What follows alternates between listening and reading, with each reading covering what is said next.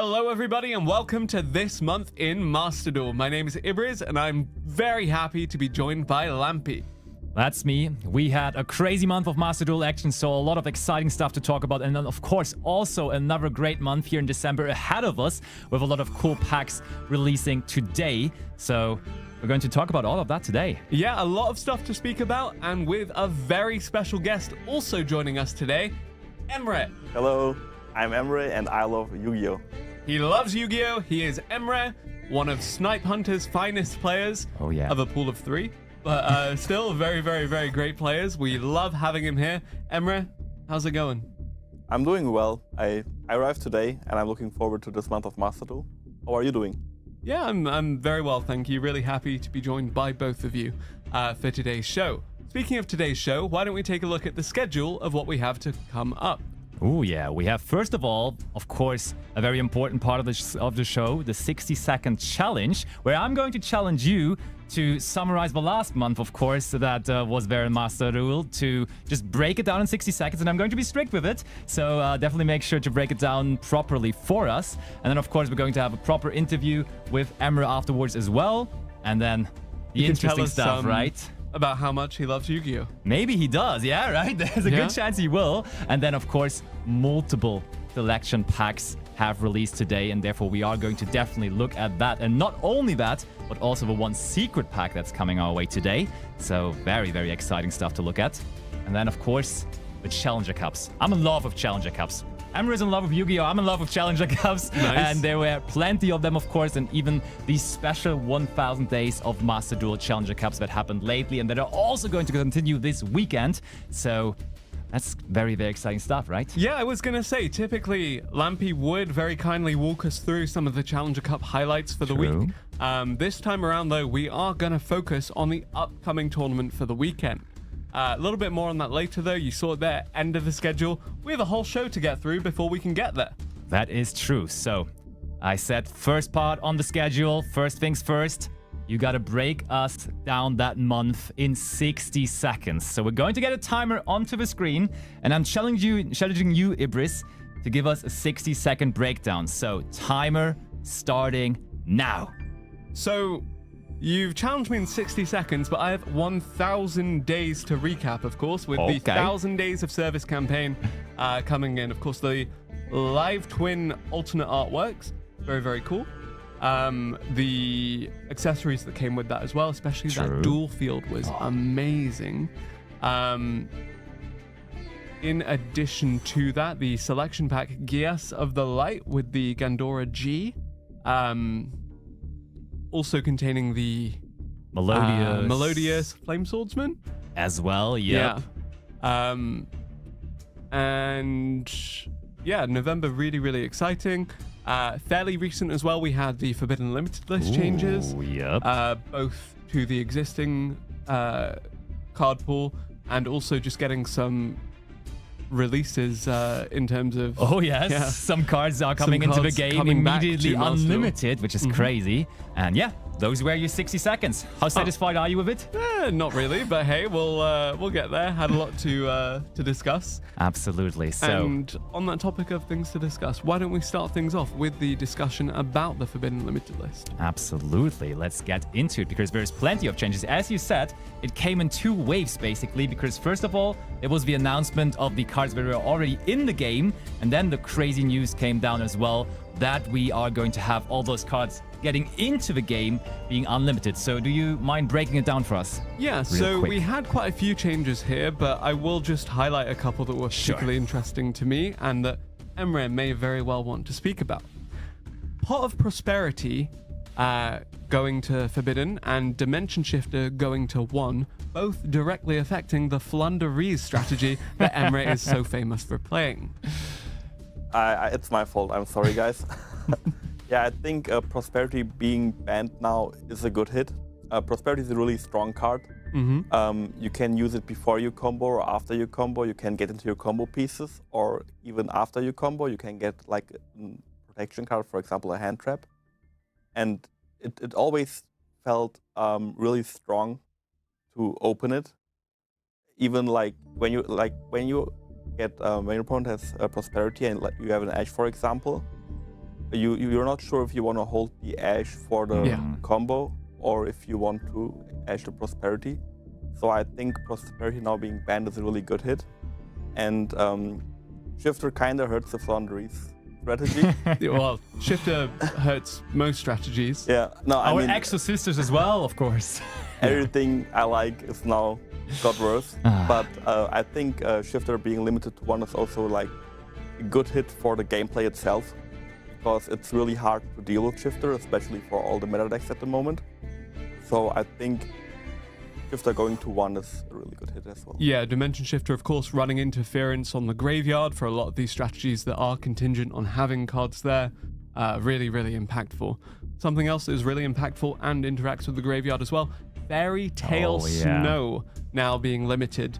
Lampy, why didn't you tell me a bit about that? Poor Jesse Cotton, right? One of his favorite cards. The world champion was taking at least 1 snow, but maybe even 2, because I saw some decks running free of that, and that honestly still to me is one of the most powerful cards we have in Master Duel, and therefore I'm not surprised that this card now was put down to a 1, was put into the limited section, because I mean you can use it multiple times per turn, as many times as you like. Yeah, basically the recurring Book of Moon. Yes, so many times. And also on top of that, yes, you can play into your opponent's field, trying to use Book of Moon multiple times, and then you can just use the snow, blink it off to go into Exceed summons. It's just so versatile as a card. Yeah, and when we speak about Dimension Shifter and Fairy Tale Snow in terms of the amount of disruption they offer, something that was used as an insurance policy against them was the Psy-Frame Gear Gamma. Oh, yeah. It has versatility offensively, but it could also be used defensively against those monster effects that are so punishing if they resolve. Now that's gone from 2 to 1. Emre, what do you think are the implications of this now being a singular copy? I think that really hurts the playability of the card. You always had to play a brick alongside with the driver. So now you have to ask yourself, is it worth it to play 1 really strong card together with the brick? If you ask me, I wouldn't play Gamma anymore. Before, when you had double Gamma, I think it was worth it. But now the risk is just too high to draw the driver. I think you would now have to consider to play additional Psy-Frames maybe, right? You have to play Delta or something to justify running that 1 driver, and therefore I also just... The standalone Gamma is going to be tough to play, but I think it's definitely justifiable because I saw a lot of Gammas this month on ladder. Basically every second game I would face a Gamma, even though the card is semi-limited, it was everywhere. You saw a lot of Gammas this month in Master Duel. I did. There we go. Now, we've spoken about the limitations and the reduction of a few key cards here, but what I also want to highlight, and something we did allude to, was the fact we had so many cards moving from Forbidden to totally unlimited. The highlight of which, for most players, is the Red Eyes Dark Dragoon. Emre, I know you're really passionate about this card and wanted to say a few things. Yes, so I really like Dragoon. It has been legal in the TCG since I think it came out. It got never limited or banned.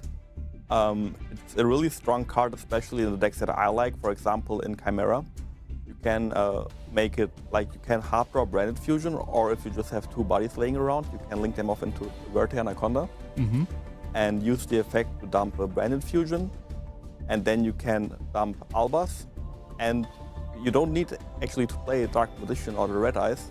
You can play Hexiel Fusion, which is a light, and the effect of that card is it replaces any card on a fusion that has the name on it. For example, Dark Magician, so it replaces the Dark Magician. So with Albas, you can instantly go into the Dragoon, which is a really strong card.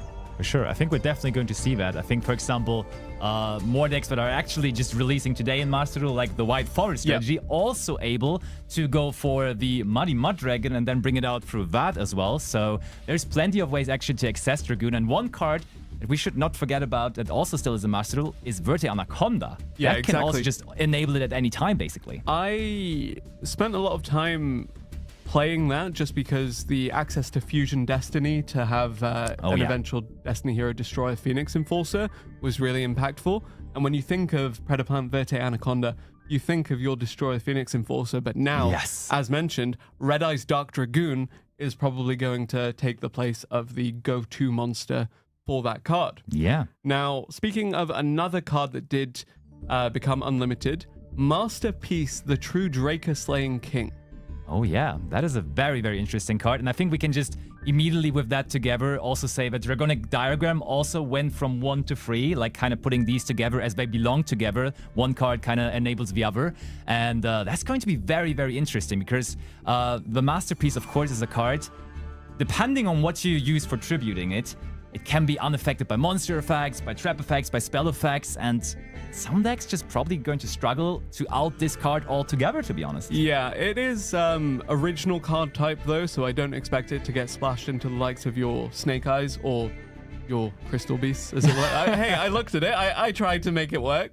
And the majority of the time you will see it have a monster and a spell as the component, so it does remain susceptible to the likes of your Infinite Impermanent. True, very popular. And so forth. Now, I think we've spoken quite a bit about the FNL list, so why don't we move on to the next topic, which is, of course, going to be the November packs. Now, we had quite a few things released in November. We had the Geas of the Light selection pack. Indeed. And we had the the secret packs, Illusion Beast Raw and Sugar Suffused Reverie, which had the Chimera and the Madolche. Oh yeah. That we did discuss. Absolutely. And those had massive impact on the Master Duel ladder gameplay because especially the Melodious cards, I've seen them a lot because you can play this deck as a pure deck. I've seen that plenty, but also the ability to just splash in Ostinato plus a Refrain, and then it could play into basically any kind of combo deck. You could play it in Snake Eye, but also in Chimera. There's plenty of ways to use those Melodious cards, and I think they definitely had a huge, huge impact on the overall meta game. Yeah, and Illusion Beast Raw, of course, having the Nightmare Apprentice. Yes. Very, very good. Emma, I know you wanted to speak a bit about that card in particular. Yeah, so Nightmare Apprentice was a card that was missing for a long time. I think the Chimera archetype came out in like April, I would say, like more than half a year ago. Right around that, yeah. Yeah. And we had no Nightmare Apprentice, and that card is an extender that the deck was missing. And since last month, the deck has been a lot better than it was before. I used to play it a lot, I played it a lot last month, and with the new support that came out now, which we will get into later, it got even better. For sure. And I mean, what I said for Melodious definitely holds true for the Chimera deck as well, right? You saw it plenty on the ladder. It was basically, when I was playing in Master, it was either Melodious, and then the next match it was Chimera. It was a lot of those two decks for sure. Hey, Emre, he's Master rank. Wow. Check him out. Come at me. Yeah. Now, actually, good thing that you pivoted to some competitive dueling referencing there, because we have some very competitive tournaments coming up this weekend. Our last point to highlight here is the Challenger Cup 1000 Days edition, which are, of course, the two tournaments that we have coming up tomorrow and the day after. We do very exciting. On Saturday, we do have a 3v3 tournament, 64 teams already registered, and that is going to be exciting because it's going to be the same than we had it at the World Championship, because we are going to have the same overlay with the people playing next to each other and everything, and that's going to be very exciting to see multiple people competing as a team as we know it from the World Championship, which is so cool. And of course, usually Master Duel, a game that you play 1 versus 1, but having that cool atmosphere together with your friends is very, very enjoyable. Not only having the team format broadcast and of course that 1v1 tournament the following day, but also having this so close to the massively impactful Forbidden Limited list and the release of the new cards that we will talk about in a little bit. Emre, how are you feeling about the tournament? I know you're going to be joining us on commentary, and we're really, really happy to have that happen. Yeah, so first of all, I'm so happy to be able to cast the tournament. It was something that I was looking forward to for a long time. I think it's going to be interesting to see other players play the 3-3. I would call myself a 3-3 expert. So just about, yeah. I guess that's fitting, yeah. First team to win in that format ever. So it's going to be nice to see how the teams are going to perform from an outside perspective. So I'm also really looking forward to that. Speaking of teams, by the way, I know that Emre is right here. Josh is in Anaheim for the YCS. Quantal is actually going to be playing in this tournament. He has to do it on his own. I mean, with two teammates, but still without his Snipe Hunter teammates, that's for sure. But yeah, very, very strong teams already registered. And then, of course, on Sunday, 512 players, very, very big Challenger Cup again, and plenty of great prizes up for grabs for the players.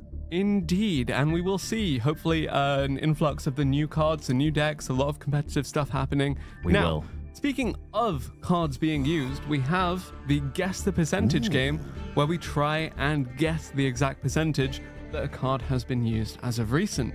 Yes, absolutely. I always like that because I was very bad at it in the beginning. I was giving absurd numbers, but I gotten a little bit of a groove with it. So I hope today I can outperform you two guys because we're all three going to guess on those cards. Let's see who can do best, right? Yes, indeed. We keep a score. We'll keep track of the score. So first card I have on my list here is going to be a card that is definitely very popular at the moment due to multiple decks. Mainly, I would say, probably due to the Tenpai Dragon strategy and its Hieratic Seal of the Heavenly Spheres. So, Emre, I know when you won the first World Championship for Master Duel, Josh was playing Dragon Link. Yeah. So this was also a crucial card for that strategy. Can you explain to us what it does? Yeah, so Seals is like the classic endboard piece of Dragon Link. It's now also used in Tenpai, which is also the classic Tenpai endboard, ending on a Seals. So on the opponent's turn, you can tribute any monster that you control or in your hand. That's also, by the way, something not a lot of players know. They all think you can just tribute the Seals, but you can tribute any monster you control or have in your hand to non-target bounce a face-up card on the field. And when the Seals is getting tributed, you can special summon any dragon monster from your deck. The attack is going to be at 0. I think the defense also. Yes.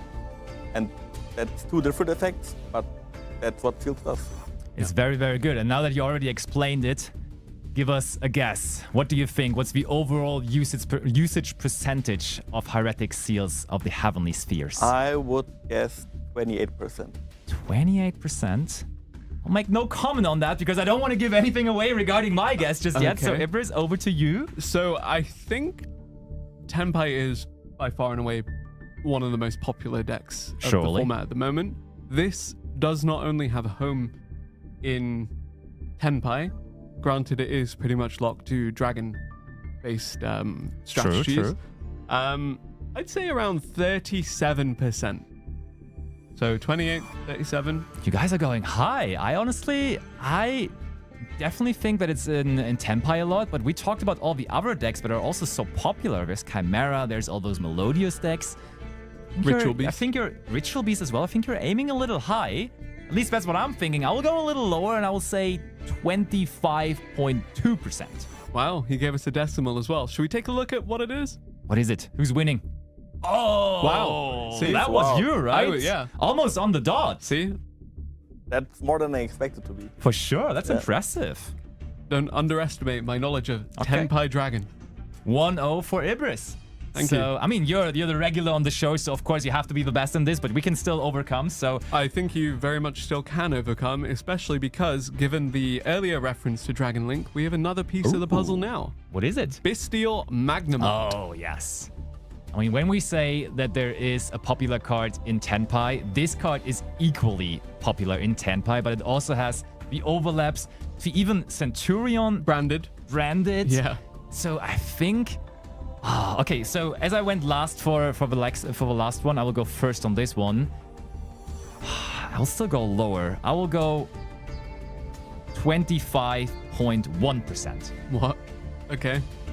I will say 43%. Wow, that's huge. It has to be way more than that. Okay. Like if Seals is 36%, you have to consider that every deck that plays Seals probably also plays Magnamut. Probably, yeah. So I would say 65%. That's huge. Okay, should we take a look? Let's see it. Oh, okay. 35. That's you again, wasn't it? How much did you slightly higher. That's so But I mean, low. comparing between the three of us? Because I think it's Ibris. I think it's I think Ibris. it's still win. Yeah, thank you. 2-0. But we're going to get that back there. We have more cards to come. Yes, we do. And we mentioned Hieratic Seal. We mentioned the Magnamut. You know, two very, very versatile, but still rather fixed into specific strategies. True. Now, this is a very well, you know, we mentioned those being versatile. This next card is even more versatile because any deck can play it, really. Heavy Storm. Oh, the heaviest of storms. So this only came off of the Forbidden Limited list a little while ago. True. Of course, it does not only destroy your opponent's spell and traps, but also your own, oftentimes triggering an effect that does resolve when in the graveyard. T-Elements cards, for example. Super, super valuable for that.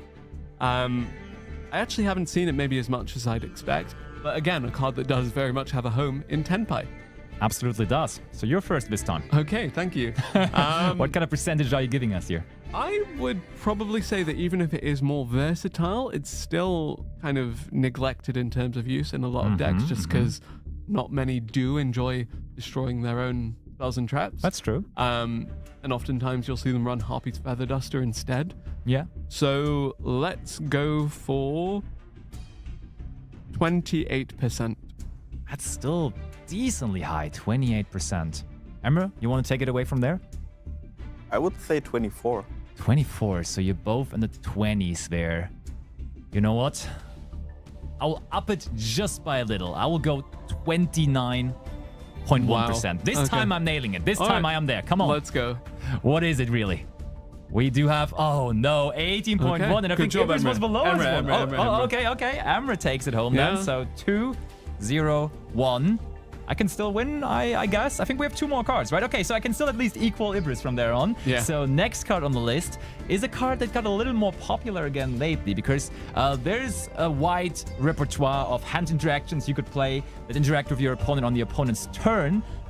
But this one wasn't super popular at the beginning of Master Duel, but it has become more popular lately. And I'm talking about Ghost, Ogre, and Snow Rabbit. And this time I'm going to go first again. As I said, we have an uprise of that card in the meta game, and I will go 20% on the dot. Yeah, I think it should be slightly higher, if only because it does so well into the likes of your Tenpai Dragon. Oh, yeah. A lot of these, especially the decks that rely on field spells with the secondary effect just resolving on the field. For sure. Which is what, Tearlament? Well, not Tearlaments anymore because of Pelarino, but Kashtira, that kind of thing. Very good against Jubel as well on Nightmare Pain and stuff. Yeah, exactly that. I would put it around 35%. Granted, it is competing with the likes of your Max C and Ash Blossom and Joy Spring for main deck space in often already tight main decks. Absolutely. So I would have said 40, but just because I play the card on my own so much lately, I would say 43%. Okay, going high with that one. So let's see who's winning this time. How many percentages is there? 33? Was that me finally? Who was it? I don't know. I think it was me. Was Ibris. You said 20, I think, and you said 30. 35. Yeah, I think 35. Ibris is winning. I was trying to sneak in a win here. I was trying to sneak in a point. But it is Ibris taking a 3rd point on that one. But still, of course, winner takes it all with the last one. Yeah, let's see how that goes. It's definitely a very popular card we have. I think I can safely say it's probably going to be more popular than the last one. So typically last card would be Max C. True. But this time around we changed it up a bit with one of Max C's closest friends or enemies, as it were. Because oftentimes this is used to disrupt that. Yep. Ash Blossom and Joyous Spring. Oh yeah. So Emre, you go first this time for the last one. Okay, so I always would assume that whatever percentage Max C is, Ash also has to be. But I think now probably Ash even overcame Max C because some people are cutting Max C from their deck because of the Tenpai deck, and Ash is so much better in that spot. So I would say 87%. I like your way of thinking there. Definitely a reasonable approach there because you're right. I wouldn't be surprised actually if Ash Blossom and Joy Spring is played more than Maxi at the moment. I definitely can see that. I will also go very high with Ash Blossom and Joy Spring, but I will go a little lower than you do. So I will go with 83.1%. Why are all of your decimals 0.1? I don't know. Just go for the full number. But yeah, same justification where you're actively disrupting the Max C, but also it is so useful for running interference on so many different combos. For sure. And in fact, I would put it over 90 now. So I'd say 91% for the Ash Blossom and Joy Spring. Should we take a look at what it is? Oh, okay. 81? 81. Wasn't it 81? I think he won. Oh, Yeah. finally, The winner winner takes takes it all. I Nice. told you. 3-1-1. Yeah, I wonder okay. what that has to say about our level of Master Duel gameplay. I mean, surely it must be you that is the winner. But yeah, that was fun. That was enjoyable. I think Maxi probably still a little higher than that, right? I don't know the number from the top of my I head, believe but so, yeah. probably, Yeah. right? Probably. Even though, even I myself have cut Maxi from a lot of decks, and I still kept the Ash Blossom and Joy Spring, but still, a lot of people still running that Maxi, apparently. So we've spoken a bit about cards that have been used a lot in the past month, but we actually have a video showing you cards that will hopefully be seen in the next month. Let's look at the cards that released today in Selection Pack Chaotic Showtime.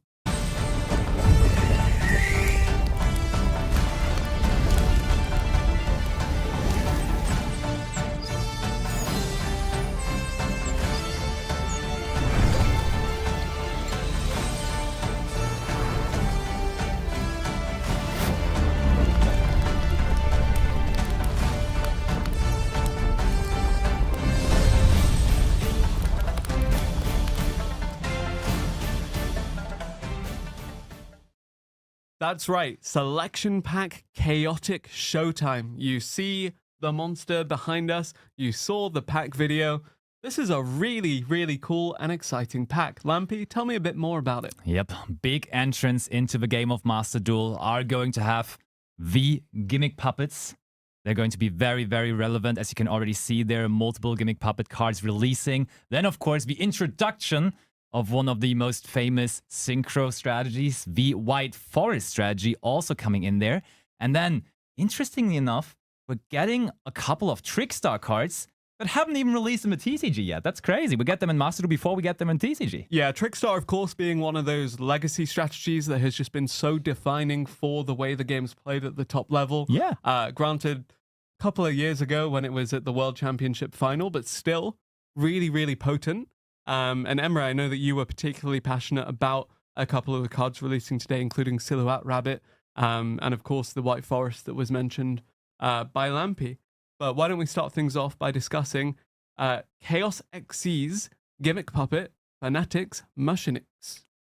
The Machinix is a crazy card because it is very, very, very crucial to all of the combos because, as you can see, it's an Exceed monster and the overall Gimmick Puppet strategy is an Exceed strategy. There is a Link monster in there as well, but the crucial part about the entire deck is Exceed summoning, and the CXYZ Gimmick Puppet Fanatic Machinix is actually the evolution of the regular Machinix, and you're going through both of them and you're recycling Exceed monsters from the graveyard, and just the loop you get with all of those Gimmick Puppet monsters is insane. Yeah, the consistent burn damage as well, just outpacing the Tempai Dragon. Yep. Really, really, really powerful. Honestly, haven't been this afraid of a Gimmick Puppet monster since Gimmick Puppet Nightmare, with the Albion, the Sanctifier Dragon. Still of having course, nightmares really, from that. really defining that top level of gameplay, but this is another one that really should be seen at that highest level, and someone that is very familiar with playing at the highest level. Emre, tell me a bit about Gimmick Puppet. So the Gimmick Puppet strategy is something that I felt like it's the perfect time to release the cards because we saw Tempai getting released earlier a month ago, and the Tempai deck wants to go second. So funnily enough, if you play against Tempai with Gimmick Puppets, you will always start. Your opponent will just let you start because it's their strategy to go second, and funnily enough, it's your strategy to go first. So when you start, you can aim for that first turn victory with the Gimmick Puppet deck, which is really consistent, and the Tempai player just can't do anything. So I feel like that's the perfect timing for the deck to come out. Great. Yeah, Gimmick Puppet, really, really, really cool. Thank you, Emre, for that explanation. Now, something we did allude to was the cards that have yet to be released in the TCG, the support for the Trickstar, including Trickstar Noble Angel. Oh, and I do see a lot of potential in that card because it is a Link 2 using 2 Trickster monsters, and on the summon of it, you get to search out one of those blue tier cards, and those are actually really good because there's Angel with blue tiers, which is a spell card, and in the graveyard, that card basically enables any trap card in the deck, which is very, very, very, very good, and I think we're going to see plenty of that. And then in addition to that, it also interacts with the fusions from the Trickstars, right? Yes, indeed, and then just acting as an extender for the Trickstar strategies. And again, this is another burn damage focused strategy that does mean that we could see some really, really explosive action just happening off of this one card resolving. Yeah, and I mean, there's Noble Angel on the screen right now, but as you said before, there's multiple of them releasing. I think another very, very good one is Aqua Angel also releasing, which is equally a Trickstar monster, but also treated as a Marinces at all time. And that has such a crazy effect because when it gets linked off, you get to look at your opponent's hand and also at their set cards, which is so crazy to imagine. Once per duel. Once per duel? Okay, but I think if you know your opponent's hand, you're already kind of good to go, if you ask me. So very, very exciting Trickstar cards releasing for sure. Yep, and on topic of exciting cards, Emre, I know there was one you were really, really, really happy to see, and that is, of course, Diabell, Queen of the White Forest. Yeah, so I really like the White Forest deck. Well, it came out in TCG a while ago, and it is an engine that you can play in Centurion. You guys know I love Centurion. So it makes Centurion deck better, but also you can, if you like want to get the most out of it, you play it together with Runix. And I talked with Lampy about that earlier, about like what the deck can do with the Runix. Can you summarize it? Yeah, it's really, really cool because Diabell, first of all, sets you up on your own turn already when you're doing your combo, because when you're using a Synchro Tuner monster for its summon, you get to add back a spell trap card from the graveyard, which is already great because you're setting up yourself. But then additionally, on your opponent's turn, when it already did the work establishing your field, also you get to summon out from your extra deck a level 7 or lower Tuner Synchro monster as well. And there's 2 potential ways to go there. Either you want to bring out the level 6 Synchro, also from the White Forest archetype, which is going to be a Book of Moon for all the opponent's monster, which is, we had the Book of Moon topic early on with Snow, but it's returning now. And then, maybe even more going to be relevant in the meta game, you can also just summon out Formula Synchron. And this is a level 8. Formula Synchron being a monster to synchro summon your opponent's turn, being a level 2. So you might just access Baron de Fleur, Chaos Angel on your opponent's turn. And I mean, we saw Emre having major success with that at the World Championship, summoning out Chaos Angel on the opponent's turn with Centurion, for example. But this is going to be a thing with this deck now as well. Yeah. Really, really exciting to see just how White Forest functions not only as an engine to facilitate other decks, for sure, but also just as a deck by itself. Yeah. Now, there are some other cards releasing. I know Silhouette Rabbit was one that Emre was particularly passionate about talking about. So, Emre, tell me a bit about Silhouette Rabbit. And on summon, it's generic first of all. So on summon, it sets a trap from your deck face down that can be summoned as a monster. There are a lot of trap cards that you can use, but I think mainly you're going to use I think it's Azarun, the statue. Yeah, the angel statue, exactly. Yeah, which is basically a Solemn Strike on legs, which is a really strong card. I can spoil it a little bit. The card itself, like Rabbit being out, made me consider Pure Snake Eye again for the Duels Cup, because it's just that strong. The inside of a champion. And I mean, yeah, the Silhouette Rabbit, in combination with those trap cards, also having the chance to then destroy a spell trap card on their side, having the double interruption just through that one activation of a card, definitely going to be seen in a lot of decks. Yeah, so Selection Pack Chaotic Showtime, available now, full of really, really good stuff. The Gimmick Puppets, the White Forest, the Silhouette Rabbit, and more. Check that one out in the store. But that is not the only selection pack we have for you today. And in fact, that's not even the only video we have for you today. So why don't we take a look at the next selection pack, Invincible Aces.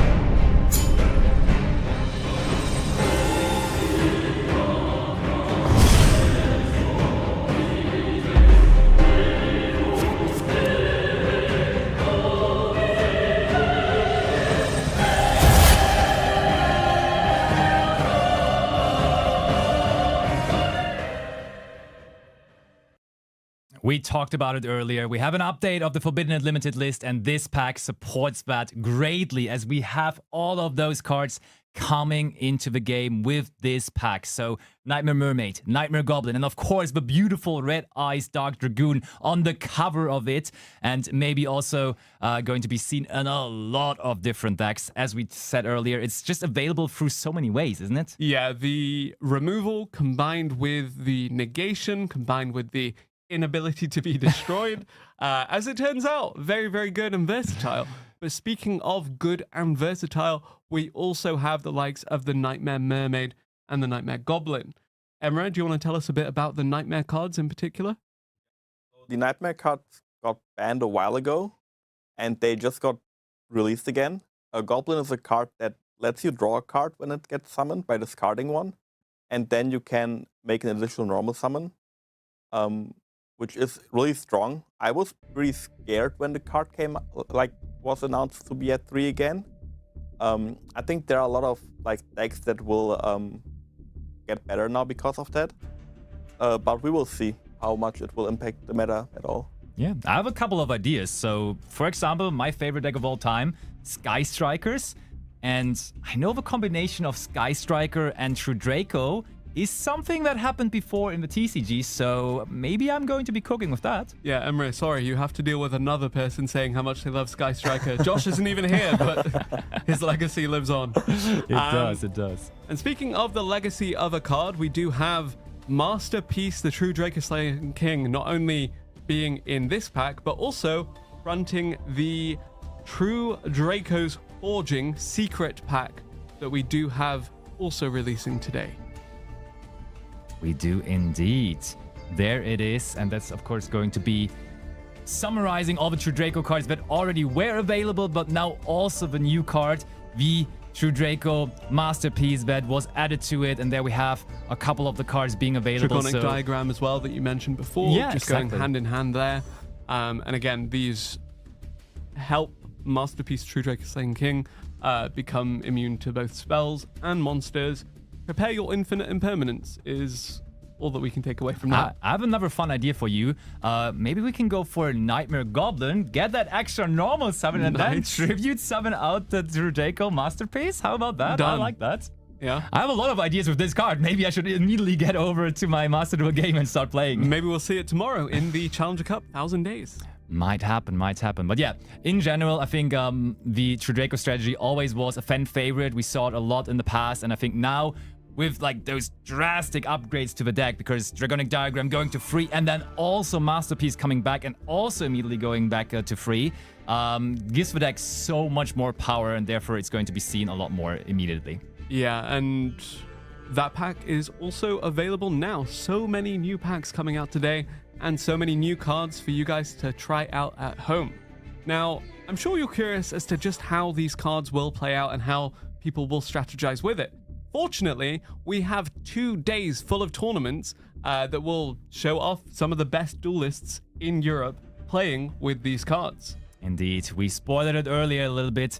The 1000 Days of Master Duel Challenger Cup Celebration Cups are happening this weekend. Saturday, we have the 3v3, and then on Sunday, we have the 1v1. And that is going to be very, very exciting because we saw the list of players already registered. There's plenty of high-profile Master Duel duelists, but of course, still, you at home can register now and maybe also join the action for this weekend. So definitely make sure to not miss out, and then maybe we're going to cast one of your games of the weekend. Yeah, you can find all of that action here on this channel, commentated by myself, by Lampy, and also by Emre. Emre, how are you feeling about this? I feel so happy about that. As I said earlier, it's something that I always wanted to do. And now that I have the opportunity, I'm really looking forward to that. And what decks are you looking forward to see in this Challenger Cup in particular? Flandries. Yeah, well, surprise, surprise. Realistically, what are you expecting to see, rather? Chimera. Yeah. Also, there are belts now coming out. Yeah. True. I expect Snake Eye, Tempai, Fire King, Ritual Beast. I think Ritual Beast is a very popular one in There are so many Europe good decks in right particular. now. It is. There are so many good decks right now, but also Labyrinth, Yeah. which Yeah. also got support. Oh, It did. true. Do you want to Actually, tell us yeah, a bit more go about ahead that? and mention it because there was not even in one of those packs, but just The imported into the... simultaneous equations cannon? Yeah, Yeah. Cannon? that's the yeah. one. Just came out in the Legacy pack also today. Go ahead and tell us about it because you played that card a lot already in the TCG, Yeah, right? so it's a trap card that is a bit complicated when you read it at the first time, but once you Can confirm. once you get used to it, it's pretty easy to understand. So basically, to just summarize it pretty quickly, it banishes your opponent's entire field. Yeah, that's all you need to know about it basically. But it's also, as you said, there's some math behind it because you have to like combine the levels of everything. You have to pay attention to how many cards are on the field and also in the hand. So you have to time this card perfectly. But when you're able to do that, when you're able to do the math, you will be able to banish the entire field, and there's hardly any way to recover from banishing the entire field. Some decks can recover from like getting the whole field destroyed because they can recur in the graveyard and everything, but banishing everything, tough to come back from. Yeah. For sure. Ibris, what decks are you excited for the most for this weekend in those two Considering tournaments? yesterday you convinced me to craft the good old Infinoble, which I was already on board with, Flame Swordsman Super Heavy Samurai variant that we'd seen in Rating Duel. You have to bring this now. It's yeah, please bring that so I can talk about it. But also, yeah, you know, you have the equip spells, you have the eventual ending on the Emperor Charles the Great with the Immortal Phoenix Gearfried, all of that good stuff, and of course the Super Heavy Samurai in turn allowing you to access more of the traditional synchro end pieces such as the Bron de Fleur that you mentioned earlier, For sure. as a valid option for the White Forest. Totally. Oh, also, by the way, White Forest, I think we are going to see a little bit of as well. I do think so, for sure. Yeah. And I think the dynamic of the 3v3 Challenger Cup in particular is going to be very, very cool to see because is it just going to be a team going all with the same approach, all of them, for example, playing Tenpai, or is it going to be people mixing it up with one bringing the White Forest deck and then the other person bringing Ritual Beast? Because you're not locked into just playing all the same decks, so the creativity can be flown and everyone can just be pretty much their own boss and they don't have to listen to their team captain as Emre had to listen to Josh. Wow. In addition to that, you have the referential point of data where you can have your teammates say, look, I played against this guy in the first game. True. He played this, so be wary of this, and then bring a counter strategy. But conversely, the opponent might in turn anticipate that and bring a whole new deck. So there's a lot of variance, there's a lot of variables, and there's a lot of fun to be had in Challenger Cup 1000 Days Edition.